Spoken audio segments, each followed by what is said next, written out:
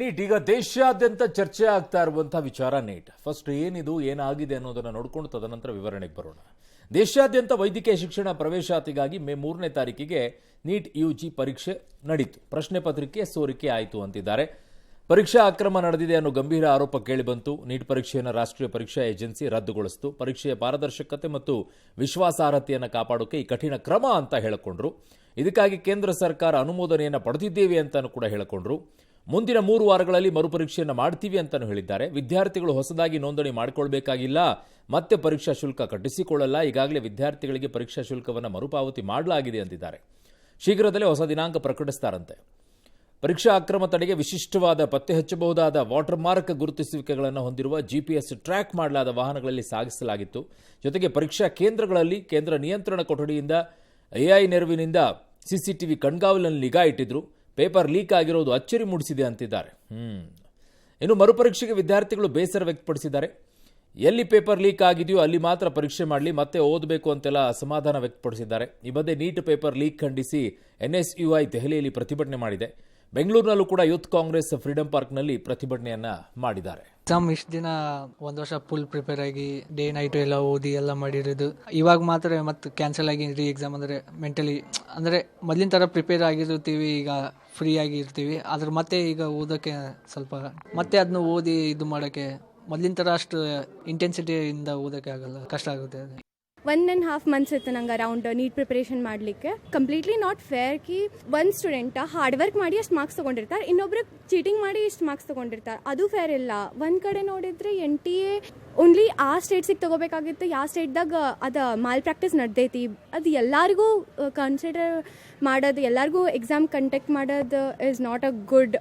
Exam ಬರೋಕಂತ ನಾವು ಭಾಳ ಓದಿದ್ವಿ ರೀ, 2 ವರ್ಷ ಆಗಿತ್ತು. ಅದ್ರ ಹಿಂದಿನ 1 ವಾರ ಎಲ್ಲ ಫುಲ್ ಕಷ್ಟಪಟ್ಟು ರಾತ್ರಿ ಎಲ್ಲ ಇದು ಓದಿದ್ವಿ ರೀ. ಈಗ ಪೇಪರ್ ಲೀಕ್ ಆಗೈತೆ ಅಂದ್ರೆ ಒಂದು ಸ್ವಲ್ಪ ಮನ್ಸಿಗೆ ಬೇಜಾರಾಗತ್ತೈತೆ ರೀ. ಈಗ ಆ ಟೈಮ್ ಮತ್ತೆ ಕಷ್ಟಪಟ್ಟಿದ್ದು ವಾಪಸ್ ಅದು ಭಾಳ ಹೊಲಸಿತ್ತಲ್ಲ ರೀ, ಫೇಸ್ ವಾಪಸ್ ಮಾಡ್ಬೇಕಂತ ಸ್ವಲ್ಪ ಬೇಜಾರು ಆಗತ್ತೈತೆ ರೀ. ಬಟ್ ಏನು ಮಾಡೋಕ್ಕಾಗಿಲ್ಲ, ಆಗೈತೆ ಅದನ್ನ ಪಾಸಿಟಿವ್ ಆಗಿ ತೊಗೊಂಡು ಈಗ ಮುಂದೆ ಓದ್ಬೇಕಂತ ಫ್ಯಾಮಿಲಿ ಎಲ್ಲ ಪೂರ ಪ್ಲಾನ್ ಹಾಕಿತ್ರಿ, ಹಿಂಗೆ ಮಾರ್ಕ್ಸ್ ಬಂದ್ರೆ ಹಂಗೆ ಮಾಡ್ಬೇಕು ಹಂಗಂತ. ಈಗ ಸೊ ಅದೆಲ್ಲ ವಾಪಸ್ ಹೋತಲ್ಲ, ಅದೊಂದು ಬೇಜಾರಿ.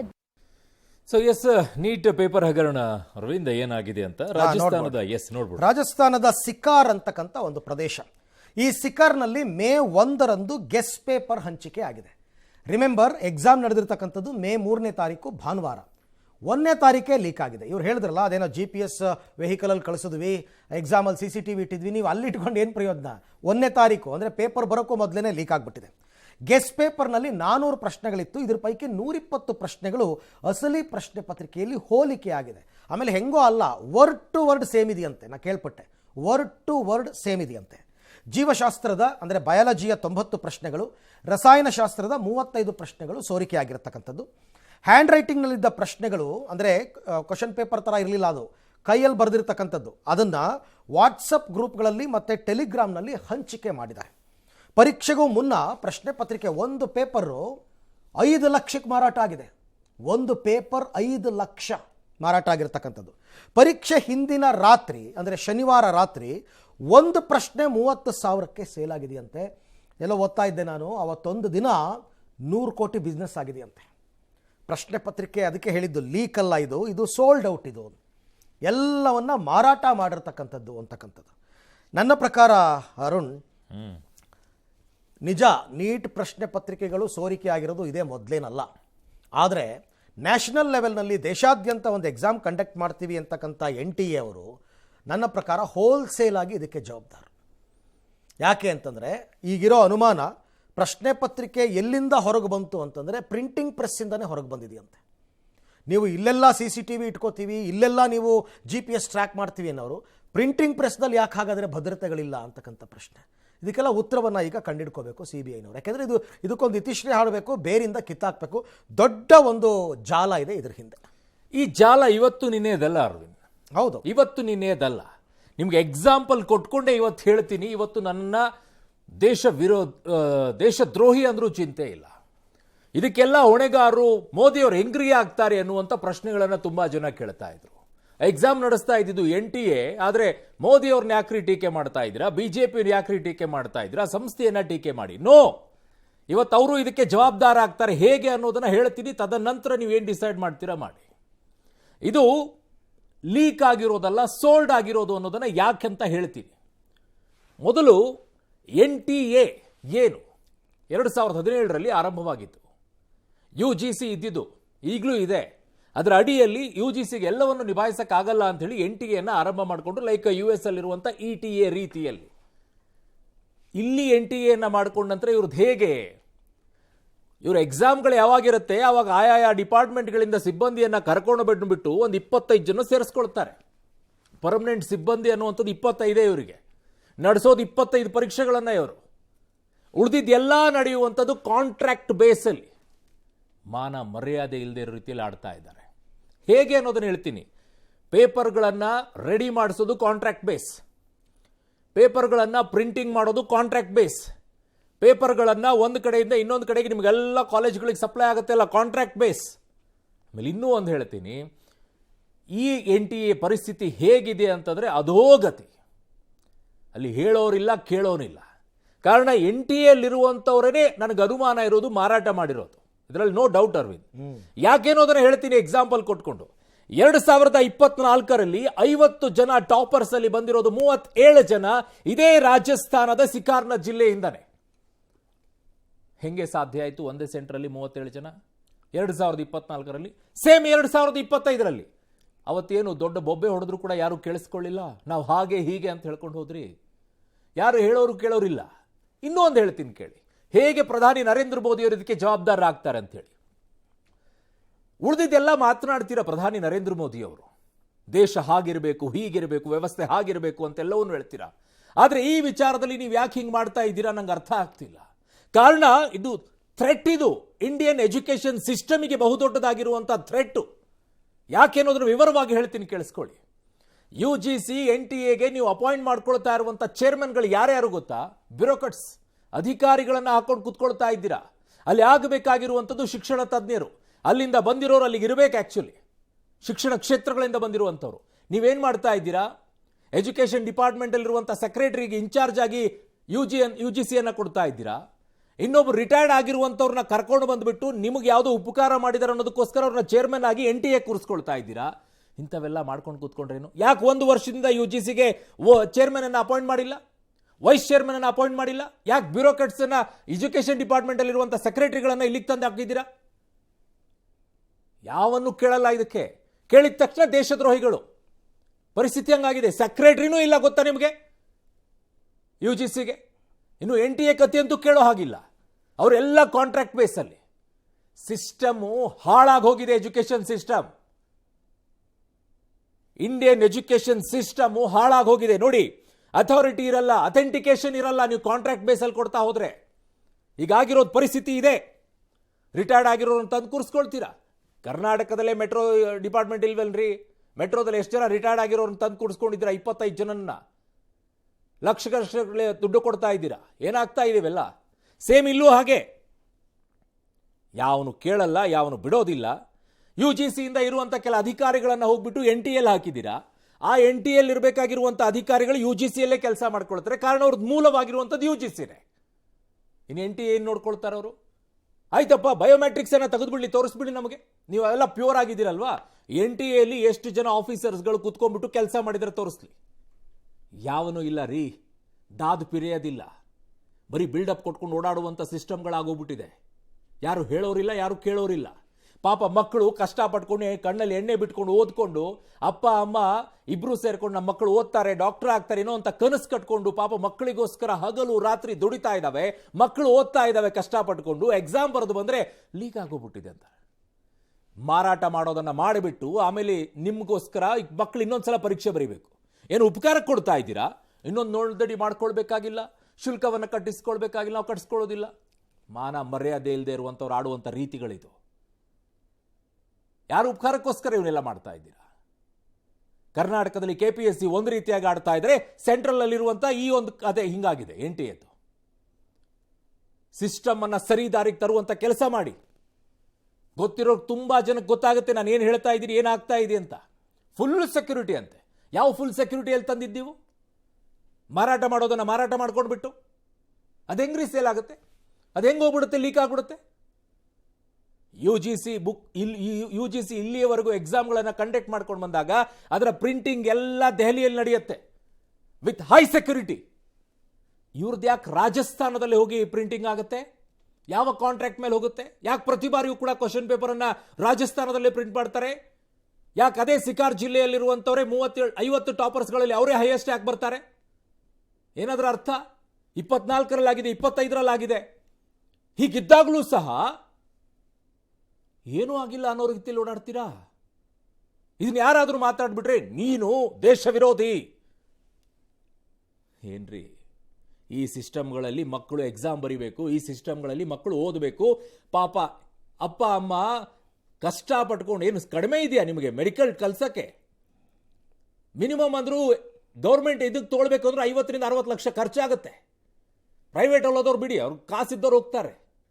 ಅದನ್ನು ಕೊಡೋಕ್ಕೆ ಒದ್ದಾಡ್ತಾರೆ, ನನ್ನ ಮಕ್ಕಳು ಬೆಳೀಲಿ, ನನ್ನ ಮಕ್ಕಳು ದೊಡ್ಡ ಡಾಕ್ಟರ್ ಆಗಲಿ ಅಂತೇಳಿ ಅಡ ಇಡ್ತಾರ್ರಿ. ಜಮೀನುಗಳನ್ನೆಲ್ಲ ಮನೆ ಅಡ ಇಡ್ತಾರೆ. ನಿಮಗೇನಾಗಬೇಕಾಗಿದೆ? ಅಧಿಕಾರಿಗಳನ್ನು ಕೂರಿಸ್ಕೊಂಡ್ಬಿಟ್ಟು ನೀವು ಎಜುಕೇಷನ್ ಸಿಸ್ಟಮನ್ನು ನಡೆಸ್ತಾ ಇದ್ದೀರಾ. ಇದು ಇಂಡಿಯನ್ ಸಿಸ್ಟಮ್ ಆಗಿದೆ, ಎಜುಕೇಷನ್ ಸಿಸ್ಟಮ್. ಮಾತೆತ್ತಿದ್ರೆ ಬೇಟಿ ಪಡಾವ್, ಬೇಟಿ ಬಚಾವ್. ಏನು ಪಡಾವೋ ಮಣ್ಣು? ಈ ಥರ ಮಾಡ್ಕೊಂಡು ಹೋದ್ರೆ ಅದೇ ಹೆಣ್ಣು ಮಕ್ಕಳು ಕಣ್ಣೀರು ಹಾಕೋ ಪರಿಸ್ಥಿತಿ ಬಂದಿದೆ ಅವರಿಗೆ. ನಿಮ್ಮ ಉದ್ದೇಶಗಳು ಸರಿ ಇರ್ಬೋದು, ಆದರೆ ನಡ್ಕೊಳ್ತಾ ಇರುವಂಥ ಈ ರೀತಿ ಮಾತ್ರ ಸರಿ ಇಲ್ಲ. Very very very very very very bad set ಅನ್ನ ಮಾಡ್ತಾ ಇದ್ರೆ ಎಜುಕೇಶನ್ ಸಿಸ್ಟಮ್ಗೆ. ಕರ್ನಾಟಕದಲ್ಲಿ ಒಂದು ರೀತಿಯಾದಂಥ ಎಜುಕೇಶನ್ ಸಿಸ್ಟಮ್ ಅನ್ನ ಒಬ್ರು ಮಾಡ್ತಾ ಇದ್ರೆ, ಕೇಂದ್ರದಲ್ಲಿರುವಂಥವ್ರು ನೀವು ಇನ್ನೊಂದು ರೀತಿಯಲ್ಲಿ ಮಾಡ್ತಾ ಇದ್ರೆ, ಬ್ಯೂರೋಕ್ರಸಿಯನ್ನ ಹಾಕಿ, ಅಧಿಕಾರಿಗಳನ್ನ ಹಾಕಿ. ಎಂಥ ಸಿಸ್ಟಮ್ ಇದನ್ನ ಯಾವ ಹಂತಕ್ಕೆ ತಂದಿಡ್ತಾ ಇದ್ದೀರಾ? ಅಧಿಕಾರಿಗಳಿಂದ ನಡೆಸಿ ಇನ್ನು ಶಿಕ್ಷಣ ತಜ್ಞರೇ ಬೇಡ ನಿಮಗೆ. ಮಾನ ಮರ್ಯಾದೆ ಇಲ್ದಂಗೆ ಆಡ್ತಾ ಇದ್ದೀರಾ ಅದನ್ನ. Imagine, innovate, integrate. GSSS Institute of Engineering and Technology for Women, Mysuru. Serving the nation with empowered women. Okay, ಇನ್ನು ಪ್ರಶ್ನೆ ಪತ್ರಿಕೆ ಸೋರಿಕೆ ಹಿಂದೆ ಓರ್ವ ಡಾಕ್ಟರ್, MBBS ಸ್ಟೂಡೆಂಟ್ ಹಾಗೂ ಸಿಕ್ಕಾರ್ನ PG ಒಂದರ ಕೈವಾಡ ಇದೆ ಅನ್ನೋದು ಬೆಳಕಿಗೆ ಬಂದಿದೆ. ಪ್ರಾಥಮಿಕ ತನಿಖೆಯಲ್ಲಿ ಪೊಲೀಸರು ಮಾಡ್ತಾ ಇರ್ತಕ್ಕಂಥದ್ದು. ದೇಶದ ಆರೋಗ್ಯ ವ್ಯವಸ್ಥೆಯನ್ನು ಸುಧಾರಿಸಬೇಕಾಗಿರತಕ್ಕಂಥ ಇವರು ಹೇಗೆ ಪೇಪರ್ ಲೀಕ್ ಮಾಡಿದ್ರು ಅಂತ ಈಗ ಒಂದಷ್ಟು ಮಾಹಿತಿಗಳು ನಮಗೆ ಲಭ್ಯ ಆಗಿದೆ. ಕ್ವೆಶ್ಚನ್ ಪೇಪರ್ ಹೇಗೆ ಹೊರಗೆ ಬಂತು ಪರೀಕ್ಷೆಗೂ ಮುನ್ನ ನೋಡ್ತಾ ಹೋಗೋಣ. ನೋಡಿ, ಆ್ಯಕ್ಚುಲಿ ಆಗಿರ್ತಕ್ಕಂಥದ್ದು ಮಹಾರಾಷ್ಟ್ರದ ನಾಸಿಕ್ನಲ್ಲಿ ಪೇಪರ್ ಲೀಕ್ ಆಗಿರ್ತಕ್ಕಂಥದ್ದು ಮೊದಲಿಗೆ. ಅಂದರೆ ಇವ್ರದೆಲ್ಲ ಸಿಂಡಿಕೇಟ್ ತುಂಬ ದೊಡ್ಡ ವ್ಯವಸ್ಥಿತ ಜಾಲ ಇದೆ. ಸೊ ಇವರೇನು ಮಾಡ್ತಾರೆ, ಯಾರು ಮಾಸ್ಟರ್ ಮೈಂಡ್ಗಳಿದ್ರು ಅವರೆಲ್ಲರೂ ಕೂಡ ನಾಸಿಕ್ನಲ್ಲಿ ಸೇರಿ ಪೇಪರ್ ಲೀಕ್ ಮಾಡ್ತಾರೆ. ನಾಸಿಕ್ನಿಂದ ಹರಿಯಾಣದ ಗುರುಗ್ರಾಮಕ್ಕೆ ಪೇಪರ್ ರವಾನೆ ಆಗುತ್ತೆ. ಒಂದು ಕಾಪಿ ಏನೋ ಸೆಂಡ್ ಆಗುತ್ತೆ. ಈಗೇನು ನಿಮಗೆ ವಾಟ್ಸಪ್ಪು ಅಥವಾ ಇನ್ಯಾವುದಾದ್ರೂ ಟೆಲಿಗ್ರಾಮ್ ಎಲ್ಲಿ ಒಂದು ಫೋಟೋ ಹೊಡೆದು ಕಳಿಸಿದ್ರೆ ಸಾಕು, ಇಡೀ ಇಂಡಿಯಾಗೆ ಸರ್ಕ್ಯುಲೇಟ್ ಆಗುತ್ತೆ. ಗುರುಗ್ರಾಮದಿಂದ ರಾಜಸ್ಥಾನದ ಜೈಪುರ, ಜಾಮ್ರಾಮ್ಗಢ, ಸಿಕ್ಕರ್ಗೆ ಇವೆಲ್ಲವೂ ಕೂಡ ರವಾನೆ ಆಗಿದೆ. ರಾಜಸ್ಥಾನದ ಸಿಕ್ಕರ್ನಿಂದ ದೇಶದ ಹಲವೆಡೆಗೆ ಪ್ರಶ್ನೆ ಪತ್ರಿಕೆ ಹಂಚಿಕೆ. ಇವರು ಭಾರಿ ಬುದ್ಧಿವಂತರು ಅಂತ ಅಂದ್ಕೊಂಡ್ಬಿಟ್ಟಿದ್ದಾರೆ. ಎಲ್ಲ ರಾಜ್ಯಗಳಿಗೂ ಪ್ರಶ್ನೆ ಪತ್ರಿಕೆ ಲೀಕ್ ಮಾಡಿಬಿಟ್ರೆ ಗೊತ್ತಾಗ್ಬಿಡುತ್ತೆ ಅಂತ ಕೇವಲ 5-6 ರಾಜ್ಯಗಳಿಗೆ ಮಾತ್ರ ಕ್ವಶನ್ ಪೇಪರ್ ಕಳಿಸಿರ್ತಕ್ಕಂಥದ್ದು. ಸಿಕ್ಕರ್ನಿಂದ ಜಮ್ಮು ಕಾಶ್ಮೀರಕ್ಕೆ ಹೋಗಿದೆ, ಬಿಹಾರಕ್ಕೆ ಹೋಗಿದೆ, ಕೇರಳಕ್ಕೆ ಹೋಗಿದೆ, ಉತ್ತರಾಖಂಡ್ಗೆ ಪ್ರಶ್ನೆ ಪತ್ರಿಕೆ ಹೋಗಿದೆ. ಪುಣ್ಯಕ್ಕೆ ಕರ್ನಾಟಕದ ಹೆಸರು ಇಲ್ಲಿ ತನಕ ಎಲ್ಲೂ ಕೇಳಿ ಬಂದಿಲ್ಲ. ಸಿಕಾರ್ನಿಂದ ಕೋಚಿಂಗ್, ಕೌನ್ಸಿಲಿಂಗ್, ವಿದ್ಯಾರ್ಥಿ ವಾಟ್ಸಪ್ ಗುಂಪುಗಳಿಗೆ ಇದು ಹಂಚಿಕೆ ಆಗಿರ್ತಕ್ಕಂಥದ್ದು. ಸುಮ್ಮನೆ ಯಾರೋ ತಮಾಷೆಗೆ ಕೂತ್ಕೊಂಡು ತಗೊಳ್ಳಿ ಕ್ವಶನ್ ಪೇಪರ್ ಅಂತ ಕೊಟ್ಟಿರೋದಲ್ಲ. ಇದು 5,000 ರೂಪಾಯಿಂದ 28 ಲಕ್ಷ ರೂಪಾಯಿ ತನಕ ಪೇಪರ್ ಡೀಲ್ ಆಗಿರ್ತಕ್ಕಂಥದ್ದು. ಯಾರ್ಯಾರು ಈ ಡೀಲ್ಗೆ ಒಪ್ಕೋತಾರೋ, ದುಡ್ಡು ಕೊಡೋದಕ್ಕೆ ಒಪ್ಕೋತಾರೋ ಅಂಥವ್ರಿಗೆ ಮಾತ್ರ ಅವ್ರ ಮೊಬೈಲ್ಗೆ ಕ್ವಶನ್ ಪೇಪರ್ ರವಾನೆ ಮಾಡಿದ್ದಾರೆ. ಇಡೀ ಜಾಲ ಹಂಚಿಕೆ ಕೇಂದ್ರದ ಬೆನ್ನು ಬಿದ್ದಿರತಕ್ಕಂಥ ರಾಜಸ್ಥಾನದ SOG ಹಾಗೂ CBIನವರು ಈಗಾಗಲೇ ಇವತ್ತು ಈ ಪ್ರಕರಣದನ್ನ ಕೈಗೆ ತಗೊಂಡಿದ್ದಾರೆ. ಯಾವ ರೀತಿ ಇದನ್ನು ಹ್ಯಾಂಡ್ಲ್ ಮಾಡ್ತಾರೆ ಅಂತಕ್ಕಂಥದ್ದು ಗೊತ್ತಿಲ್ಲ. ಇನ್ನು ಎಲ್ಲೆಲ್ಲಿ ತನಿಖೆ ಮಾಡಬೇಕು ಅಂತ ಒಂದು ಲಿಸ್ಟ್ ಮಾಡ್ಕೊಂಡಿದ್ದಾರೆ. ಯಾವ ಸ್ಪಾಟ್ಗಳನ್ನ ಮಾಡಬೇಕು. ಪ್ರಿಂಟಿಂಗ್ ಪ್ರೆಸ್ ನೌಕರರು, ಈ ಕ್ವಶನ್ ಪೇಪರ್ ಪ್ರಿಂಟ್ ಆಗಿದ್ದೆಲ್ಲಿ ರಾಜಸ್ಥಾನದಲ್ಲಿ, ಆ ನೌಕರರು ಮೇಯ್ನ್ ಅವರೇನೆ. ಎರಡನೇದು ಪೇಪರ್ ಸಾಗಾಟ ಮಾಡಿದವರು, ಅಂದರೆ ಕ್ವಶನ್ ಪೇಪರ್ನ ಇಡೀ ದೇಶಕ್ಕೆ ಹಂಚಿಕೆ ಮಾಡಿದವರು ಯಾರು? ಕೋಚಿಂಗ್ ಸಂಸ್ಥೆಗಳು. ನಾನು ಕೇಳ್ಪಟ್ಟೆ ಕೆಲವು ಟಾಪ್ ಕೋಚಿಂಗ್ ಸಂಸ್ಥೆಗಳಲ್ಲಿ ತಮ್ಮ ರಿಸಲ್ಟ್ ಚೆನ್ನಾಗಿ ಬರಬೇಕು ಅಂತ ಈ ಥರ ಡೀಲ್ ಎಲ್ಲ ಮಾಡ್ತಾರಂತೆ, ಗೊತ್ತಿಲ್ಲ. MBBS ಕೌನ್ಸಿಲಿಂಗ್ ನೆಟ್ವರ್ಕ್ಗಳು, ಅಲ್ಲೂ ಕೂಡ ಇದು ತನಿಖೆ ಆಗಬೇಕು. ಹಾಸ್ಟೆಲ್ ಮತ್ತು ವಿದ್ಯಾರ್ಥಿ ಜಾಲಗಳು, ಗ್ರೂಪ್ಗಳಿರ್ತವಲ್ಲ ಅದು. ಇನ್ನು ಡೆಲ್ಲಿ, ಸಿಕಾರ್, ನಾಗೌರ್, ಕೇರಳ ಎಲ್ಲ ನಂಟಿರೋದ್ರಿಂದ ಎಲ್ಲ ಕಡೆ ಎನ್ಕ್ವೈರಿ ಆಗಬೇಕು. ಈಗಾಗಲೇ ಪೊಲೀಸರು ಹಲವಾರು ಜಿಲ್ಲೆಗಳಲ್ಲಿ ಹಲವರನ್ನ ಬಂಧಿಸಿದ್ದಾರೆ ಈ ಪ್ರಕರಣಕ್ಕೆ ಸಂಬಂಧಪಟ್ಟಂತೆ. CBIನವರು ಯಾವ ರೀತಿ ಹ್ಯಾಂಡಲ್ ಮಾಡ್ತಾರೆ ಅಂತಕ್ಕಂಥದ್ದನ್ನು ನೋಡ್ತಾ ಹೋಗೋಣ. ಸೊ ಈ ವಿಚಾರದಲ್ಲಿ ಅರವಿಂದ್, ಮೇ 1ನೇ ತಾರೀಕಿನಿಂದ ಈ ವಿಚಾರ ಆಚೆಗೆ ಬರುತ್ತೆ. ಅಂದರೆ ಎಕ್ಸಾಮ್ ನಡೆಯೋ 2 ದಿನ ಮುಂಚಿತವಾಗಿ ಹಿಂಗ್ ಲೀಕ್ ಆಗಿದೆ ಅಂತ ಬಂದಾಗ NTA ಅವರು ಈ ವಿಚಾರದಲ್ಲಿ ಅಲರ್ಟ್ ಆಗೋದಿಲ್ಲ, ಅದ್ರ ಬಗ್ಗೆ ತನಿಖೆಯನ್ನ ಮಾಡ್ಕೊಳ್ಳೋದಿಲ್ಲ. ಅದರ ಬದಲಾಗಿ ಒಂದು ಪೋಸ್ಟ್ ಅನ್ನ ಹಾಕ್ತಾರೆ, ಎಲ್ಲ ಫುಲ್ ಸೆಕ್ಯೂರಿಟಿಯಲ್ಲಿದೆ, ನೀವು ಯಾರು ಗಾಬರಿ ಆಗಕ್ಕೆ ಹೋಗ್ಬಿಡಿ, ನೀವೆಲ್ಲ ಎಕ್ಸಾಮ್ ಚೆನ್ನಾಗಿ ಬರೀರಿ. ಮಾನ ಮರ್ಯಾದೆ ಇಲ್ಲದೆ ಅವ್ರು ಇನ್ನೂ ಒಂದು ಹೇಳಿದ್ರು NTA ಅವ್ರ ಎಕ್ಸಾಮ್ಗೂ ಮೊದಲು, ಏನಂತ ಅಂದರೆ ಈಗ ಹರಿದಾಡ್ತಾ ಇರ್ತಕ್ಕಂಥ ಪ್ರಶ್ನೆ ಪತ್ರಿಕೆಗಳು ಅಂತ ಏನು ಹೇಳ್ತಾ ಇದ್ದಾರೆ, 10 ವರ್ಷದ ಹಳೆಯ ಪ್ರಶ್ನೆ ಪತ್ರಿಕೆಗಳನ್ನ ತಗೊಂಡು ಅದನ್ನು ಕ್ರೋಢೀಕರಣ ಮಾಡಿ ಬಿಟ್ಟಿದ್ದಾರಷ್ಟೇ, ಅದಕ್ಕೂ ನಮ್ಮ ಒರಿಜಿನಲ್ ಪ್ರಶ್ನೆ ಪತ್ರಿಕೆಗೂ ಸಂಬಂಧನೇ ಇಲ್ಲ ಅಂತ ಹೇಳಿದ್ದಾರೆ ಅವರು. ಅದಕ್ಕೆ ಹೇಳಿದ್ದು ನಾನು, ಮೂರ್ಖರ ಸಂತೆಯಲ್ಲಿ ತಂದು ಕೂತಿರೋದು ಅಂತ. ನಿಜವಾಗಿಯೂ ಕೂಡ ಶಿಕ್ಷಣ ತಜ್ಞರಲ್ಲಿದ್ದಿದ್ರೆ ಈ ಮಾತುಗಳನ್ನು ಆಡ್ತಾ ಇರಲಿಲ್ಲ. ಅಧಿಕಾರಿಗಳು ಅವ್ರಿಗೆ ಇತ್ತಿದ್ದೇನು ಪೇಪರು, ಅವುಗಳನ್ನು ನಿಭಾಯಿಸ್ಕೊಂಡು ಹೋಗ್ಬೇಕಾಗಿರುವಂಥದ್ದು. ಯಾರಿದ್ದಾರೆ ಅನ್ಕೊಂಡಿದ್ದೀರಾ NTA ಚೇರ್ಮನ್? ರಿಟೈರ್ಡ್ ಆಗಿರುವಂಥ ಒಬ್ಬ ಆಫೀಸರ್ನ ತಂದು ಕೂಡಿಸಿದ್ದಾರೆ ಅಲ್ಲಿಗೆ. ಆಮೇಲೆ ನಿಮ್ಗೆ ಇನ್ನೊಂದಿಷ್ಟು ಗಮನಕ್ಕೆ ಅರವಿಂದ್, ಈ ಇದರಲ್ಲಿ ಸಿಕ್ಕಾಕೊಂಡಿರೋರು ಕೆಲವರು ಇದಾರಲ್ಲ, ಹಿಂದೆ ಇದೇ ರೀತಿಯಾದಂಥ ಕೃತ್ಯವನ್ನ ಕ್ವಶನ್ ಪೇಪರನ್ನು ಲೀಕ್ ಮಾಡಿದಂಥವ್ರು ಇದರಲ್ಲಿದ್ದಾರೆ. ಹೌದು, ನಾನು ಹೆಸರುಗಳನ್ನ ನೋಡ್ತಾ ಇದ್ದೆ, ಅವರು ಬ್ಯಾಕ್ ಗ್ರೌಂಡ್ ನೋಡ್ತಾ ಇದ್ರೆ 2-3 ಸಲ ಈ ರೀತಿಯಾಗಿ ಕ್ವಶನ್ ಪೇಪರ್ ಲೀಕಲ್ಲಿ ಸಿಕ್ಕಾಕೊಂಡಿರೋರು ಮತ್ತೆ ಅದೇ ಅಟೆಂಡ್ ಮಾಡ್ತಾ ಇದ್ದಾರೆ. ಅಂದ್ರೆ ಕಾನೂನಾತ್ಮಕವಾಗಿ ಅವ್ರಿಗೆ ಆಗ ಏನು ಶಿಕ್ಷೆ ಆಗಿಲ್ಲ. ಯಾಕೆ ಅಂತಾನು ಹೇಳ್ತೀನಿ. ಯಾರ್ಯಾರ್ದೋ ಮಂತ್ರಿಗಳ ಚೇಲ ಆಗಿಟ್ಕೊಂಡು ಓಡಾಡ್ತಾ ಇರುವಂತವ್ರು, ಯಾರ್ಯಾರ್ದೋ ಸಪೋರ್ಟ್ ನಲ್ಲಿ ಬಿಟ್ಕೊಂಡು ಆಚೆ ಬಂದು ಓಡಾಡ್ತಾ ಇರುವಂತ ಇಂಥವ್ರನ್ನ ಎನ್ಕೌಂಟರ್ ಮಾಡಿ ಬಿಸಾಕಬೇಕು. 22 ಲಕ್ಷ ವಿದ್ಯಾರ್ಥಿಗಳ ಭವಿಷ್ಯದ ಜೊತೆಗೆ ಇಂಥ ಚೆಲ್ಲಾಟವನ್ನು ಆಡ್ತಾರಲ್ಲ, ಈ ಯಾರ್ಯಾರಿದ್ದಾರೆ ಅವರಿಗೆ ಮರಣದಂಡನೆಗಿಂತಲೂ ಕೂಡ ಅತ್ಯಂತ ಶಿಕ್ಷೆಯನ್ನು ಕೊಡಬೇಕು, ಎನ್ಕೌಂಟರ್ ಮಾಡಬೇಕು. ನನ್ನ ಪ್ರಕಾರ ಹೋಗಿ ಬೇಲ್ ಕೊಟ್ಟು ಬಿಡಿಸ್ಕೊಂಡು ಬಂದು ನಿಲ್ಸ್ಕೊಂಡು ಓಡಾಡೋದಲ್ಲ, ಇಂಥವ್ರನ್ನೆಲ್ಲ ಉಳಿಸ್ಕೊಳ್ಳು ಕೂಡುದು. ಏನ್ರಿ ಮಕ್ಕಳ ಭವಿಷ್ಯದ ಜೊತೆಗೆ ಚೆಲ್ಲಾಟ ಆಡುವಂಥವ್ರು ಪದೇ ಪದೇ ಅದೇ ರೀತಿಯಾದಂತಹ ಅಫೆನ್ಸನ್ನು ಮಾಡ್ತಾರೆ ಅಂದರೆ ಅವ್ರನ್ನ ಮಿಟ್ಕೊಂಡು ಓಡಾಡ್ತಿರಲ್ಲ ನೀವು. ನಂಗೆ ಸಿಸ್ಟಮ್ ಬಗ್ಗೆನೋ ಒಂದ್ಸಲ ಅಸಹ್ಯ ಅನಿಸ್ತಾ ಇದೆ. ಏನೋ ಬದಲಾವಣೆ ಮಾಡಿಬಿಡ್ತಾರೆ ಅಂತ ಅಂದ್ಬಿಟ್ರು. ಛಪ್ಪನಿಚ್ಕ ಛಾತಿ ಇಲ್ಲಿ ತೋರ್ಸಕ್ಕಾಗಲ್ವ ಸಿಸ್ಟಮಲ್ಲಿ? ಬರೀ ಎಜುಕೇಷನ್ನಲ್ಲಿ ಹಿಂದೂ ಶಿವಾಜಿ ಅಂತ ಹೇಳಿ ಹಾಕಿದ್ರಲ್ಲ, ಇದು ಬದಲಾವಣೆ ಆಗಬೇಕಾಗಿರೋದು ಸಿಸ್ಟಮ್ಮು. ಇನ್ನು ನೀಟ್ ಪರೀಕ್ಷೆ ಪ್ರಶ್ನೆ ಪತ್ರಿಕೆ ಸೋರಿಕೆ ಆರೋಪದ ಹಿನ್ನೆಲೆಯಲ್ಲಿ ಮೇ 8ರಂದು ಕೇಂದ್ರ ತನಿಖಾ ಸಂಸ್ಥೆಗಳ ಮೂಲಕ ಪರಿಶೀಲನೆಗೆ ಕೇಂದ್ರ ಸರ್ಕಾರ NTA ಮನವಿ ಮಾಡುತ್ತಂತೆ ಕೇಂದ್ರ ಸರ್ಕಾರಕ್ಕೆ. ಹೀಗಾಗಿ 22,79,000 ವಿದ್ಯಾರ್ಥಿಗಳ ಭವಿಷ್ಯದ ದೃಷ್ಟಿ ಹಿನ್ನೆಲೆಯಲ್ಲಿ ಕೇಂದ್ರ ಸರ್ಕಾರ ಈಗ CBI ತನಿಖೆಗೆ ಆದೇಶ ಮಾಡಿದೆ. ನಿಮಗೇನಾಗಬೇಕಾಗಿದೆ? CBI ಕೊಟ್ಬಿಡ್ತೀರಾ, ಮುಗಿದೋಯ್ತು. CBI ಅವರು ತನಿಖೆ ಮಾಡ್ಕೊಂಡು ಹೋಗ್ತಾ ಇರಲಿ. ಇಲ್ಲಿ ವಿದ್ಯಾರ್ಥಿಗಳು ಸಾಯ್ಬೇಕಾಗಿರೋದು, ಒದ್ದಾಡಬೇಕಾಗಿರೋದು. ಅವ್ರು ಕೇಳಿದ್ರಂತೆ, ಅವ್ರು ಕೊಟ್ರಂತೆ. ಯಾಕ್ರಿ ಇದನ್ನು ಚೇರ್ಮನ್ಗಳನ್ನು ಹಾಕೊಂಡಿಲ್ಲ? ಇನ್ನು ಯಾಕೆ ಈ ಸಿಸ್ಟಮ್ಗಳನ್ನು ಮಾಡಿಲ್ಲ? ಅಲ್ಲಿ ಯಾಕೆ ಬ್ಯೂರೋಕ್ರಾಟ್ಸನ್ನು ಹಾಕಿದ್ರೆ? ಅಧಿಕಾರಿಗಳನ್ನ ಚೇಂಜ್ ಮಾಡಿ, ಅದನ್ನ ಶಿಕ್ಷಣ ತಜ್ಞರೇ ಹಾಕ್ರಿ. ಶಿಕ್ಷಣದ ಬಗ್ಗೆ ತುಂಬಾ ಹೇಳ್ತೀರಾ, ಮಕ್ಕಳನ್ನು ಕೂರಿಸ್ಕೊಂಡೆಲ್ಲ ಮಾತನಾಡ್ತೀರಾ, ಈಗ ಯಾಕೆ ಹೇಳಲ್ಲ ಈ ವಿಚಾರದಲ್ಲಿ? ಕೇಳಿದ ತಕ್ಷಣ ದೇಶದ್ರೋಹಿಗಳು. ಈಗೊಂದು ವಿಶೇಷ ತನಿಖಾ ತಂಡ ಅಂತೆ, ಅದೇನು ಪ್ರಯೋಜನ ಇಲ್ಲ. CBI ತನಿಖೆ ಮಾಡಬೇಕು, ಯಾವ ನಿಧಾನ ಒಳಗಡೆ ಹಾಕಬೇಕು. ಇದರಲ್ಲಿ ಎಷ್ಟೊಂದು ಜನ NTA ಇದ್ದಾರೆ ನನಗಿರುವಂಥ ಮಾಹಿತಿಯ ಪ್ರಕಾರ. ಅಕ್ರಮದ ಬೆನ್ನು ಹತ್ತಿದೆ. ಕಿಂಗ್ ಪಿನ್ ಸೇರಿದಂತೆ 9 ಕಿಡಿಗೇಡಿಗಳನ್ನು ಅರೆಸ್ಟ್ ಮಾಡಿದಾರಂತೆ. 5 ರಾಜ್ಯಗಳಲ್ಲಿ ಪೊಲೀಸರಿಗಾಗಲೇ ಬಂಧಿಸಿದಾರಂತೆ, ಇನ್ನೂ ಜಾಸ್ತಿ ಇರ್ತಾರೆ. ರಾಜಸ್ಥಾನ ಅಷ್ಟೇ ಅಲ್ಲ, ಮಹಾರಾಷ್ಟ್ರ, ಜಮ್ಮು ಕಾಶ್ಮೀರ, ಬಿಹಾರ, ಉತ್ತರಾಖಂಡ್, ತೆಲಂಗಾಣ, ಕೇರಳದಲ್ಲೆಲ್ಲ ಇವರು ಹರಡಿದಾರಂತೆ. ಎಲ್ಲ ಕಡೆ ಇರ್ತಾರ್ರಿ. ನಮ್ಮ ಕರ್ನಾಟಕದ KPSC ತುಂಬಿಕೊಂಡಿಲ್ವಾ? ಅಲ್ಲಿ ಕ್ವಶನ್ ಪೇಪರ್ ಲೀಕ್ ಆಗಲ್ವಾ? PSI ಎಕ್ಸಾಮ್ಗಳ ಕಥೆ ಏನಾಯಿತು? 2016ರಲ್ಲಿ PUC ಪರೀಕ್ಷೆದು ಏನಾಯಿತು? 3 ಸಲ ಎಕ್ಸಾಮ್ ಮಾಡಿಲಿಲ್ವಾ? ಎಲ್ಲ ಕಡೆನೂ ಇಂಥವ್ರು ಇದ್ದಾರೆ. ಇವ್ರನ್ನ ಎನ್ಕೌಂಟರ್ ಮಾಡಿ ಭಯ ಹುಟ್ಟಿಸೋ ರೀತಿಯಲ್ಲಿ ಆಗದೇ ಇದ್ರೆ ಮಕ್ಕಳ ಭವಿಷ್ಯದ ಜೊತೆಗೆ ಆಟ ಆಡ್ತಾರೆ. ಯಾಕೆ ರಾಜಕಾರಣಿಗಳು ಇವ್ರ ಜೊತೆಗೆ ಚೆನ್ನಾಗಿ ಮಾತಾಡ್ತಿದ್ರೆ ಗೊತ್ತಾ? ಇಷ್ಟೊಂದು ಮುಂದೆ ಬಂದು ನಿಂತ್ಕೊಂಡು ವೋಟರ್ಸ್ಗಳು ಇವರೆಲ್ಲ ವೋಟರ್ಸ್ಗಳು. ಇವ್ರು ನನ್ನ ಪರವಾಗಿದ್ದಾರೆ. ವೋಟರ್ಸ್ಗಳು ಇರೋದಕ್ಕೋಸ್ಕರನೇ ಬಂದು ನಿಂತ್ಕೊಳ್ತಾ ಇರೋದು. ಇಲ್ದಿದ್ರೆ ಇಷ್ಟೊಂದು ಹೋರಾಟ ಯಾಕೆ ಮಾಡ್ತಿದ್ರು ರಾಜಕೀಯ ಪಕ್ಷಗಳು? ರಾಜಸ್ಥಾನ, ಮಹಾರಾಷ್ಟ್ರ, ಉತ್ತರಾಖಂಡ್ನಲ್ಲಿ ರೇಡ್ ಮಾಡೋ ಸಾಧ್ಯತೆ ಇದೆ ಅಂತಿದ್ದಾರೆ. ಮೇ 1ನೇ ತಾರೀಕಿಗೆ ಲೀಕ್ ಆಗಿದೆ ಅಂದಾಗ್ಲೇ ಇದೆಲ್ಲ ಆಗಬೇಕಾಗಿತ್ತು, ನಿಲ್ಲಿಸಬೇಕಾಗಿತ್ತು. 2024-25ರಲ್ಲೂ ಕೂಡ ಇಂಥದ್ದೇ ಆರೋಪಗಳು ಕೇಳಿ ಬಂದಿದ್ದು. ಆರೋಪಗಳ ಬಂದ್ವು, ಯಾವನು ತಲೆ ಕೆಡಿಸ್ಕೊಳ್ಳಿಲ್ಲ. CBI ಪಾಟ್ನಾ ಮತ್ತು ಹಜಾರಿಬಾಗ್ನಲ್ಲಿ ಕೆಲವು ಆರೋಪಿಗಳನ್ನು ಬಂಧಿಸ್ತು, ಬಟ್ ಎಕ್ಸಾಮನ್ನು ಮಾಡಲೇ ಇಲ್ಲ. ನಾವೇನೂ ಇಲ್ಲ, ಎಲ್ಲ ಚೆನ್ನಾಗಿದೆ ಅಂತ ಬಿಟ್ಬಿಟ್ರು. ವಿಪಕ್ಷ ನಾಯಕ ರಾಹುಲ್ ಗಾಂಧಿ ಕಿಡಿಕಾರಿದ್ದಾರೆ. ಈಗ ದೇಶದ ಯುವಕರ ಭವಿಷ್ಯದ ವಿರುದ್ಧ ಅಪರಾಧದ ಕೆಲ ವಿದ್ಯಾರ್ಥಿಗಳು ಸಾಲ ಮಾಡಿ ನಿದ್ದೆಗೆಟ್ಟೆಲ್ಲ ಓದ್ಬಿಟ್ಟಿದ್ದಾರೆ. ತಾಯಂದಿರು ಚಿನ್ನಾಭರಣವನ್ನು ಅಡ ಇಟ್ಟಿದ್ದಾರೆ. ಇವೆಲ್ಲ ಇದಾವೆ. ಬಟ್ ಈಗ ಬದಲಾವಣೆ ಆಗಬೇಕಾಗಿರೋದೇನು? ಶಿಕ್ಷಣ ವ್ಯವಸ್ಥೆ. ರಾಹುಲ್ ಗಾಂಧಿ ಅವರು ವಾಗ್ದಾಳಿ ಮಾಡಿರೋದು. ಈ ಕಡೆಗೆ ರಾಜ್ಯದ ಉನ್ನತ ಶಿಕ್ಷಣ ಸಚಿವ ಡಾಕ್ಟರ್ MC ಸುಧಾಕರ್ ಅವರು ಕೂಡ ಮಾತಾಡಿದ್ದಾರೆ. ಹಲವರು ಮಾತಾಡಿದ್ದಾರೆ, ನೋಡೋಣ. ಬಹಳ ಆತಂಕ ಮತ್ತು ಆಘಾತಕಾರಿ ವಿಚಾರ.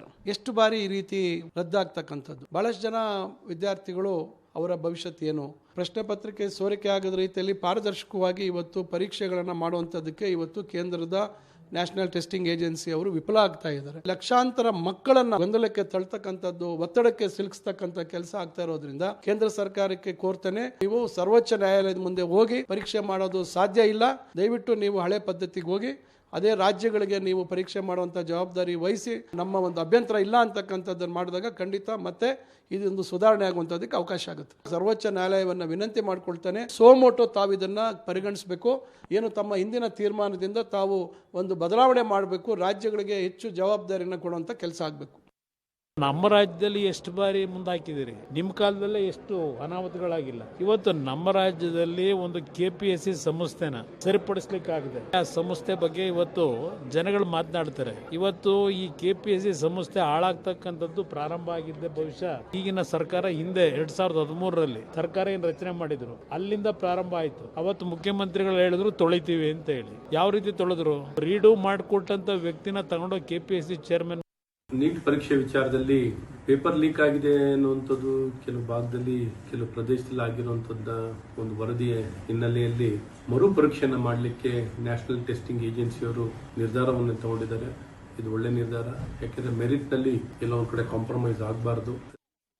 ಸುಮ್ಮನೆ ಕೂತ್ಕೊಳ್ರಿ ಅಶ್ವಥ್ ನಾರಾಯಣ್ ಅವರೇ, ಡಾಕ್ಟ್ರೇ, ಏನು ಮರುಪರೀಕ್ಷೆ ಮಾಡಿಬಿಟ್ಟಿದ್ದಾರೆ, ಎಲ್ಲ ಸರಿಯಾಗಿದೆ. ಓಕೆ, ಮರುಪರೀಕ್ಷೆ ಮಾಡಿದ್ದಾರೆ, ತಪ್ಪು ಯಾಕಾಗಿದೆ ಹೇಳಿ, ಅದನ್ನ ಕೇಳಕ್ಕಾಗತ್ತಾ? ನೀವು ಇದ್ರಲ್ಲ ಮಿನಿಸ್ಟ್ರು,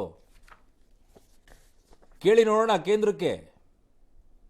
ಏನು ಸುಮ್ಮನೆ ಮರುಪರೀಕ್ಷೆ ಮಾಡಿದ್ದೆ ಏನೋ ದೊಡ್ಡ ಉಪಕಾರ ಮಾಡಿದವ್ರ ಗೊತ್ತೇ ಆಡ್ತಾ ಇದ್ದೀರಾ.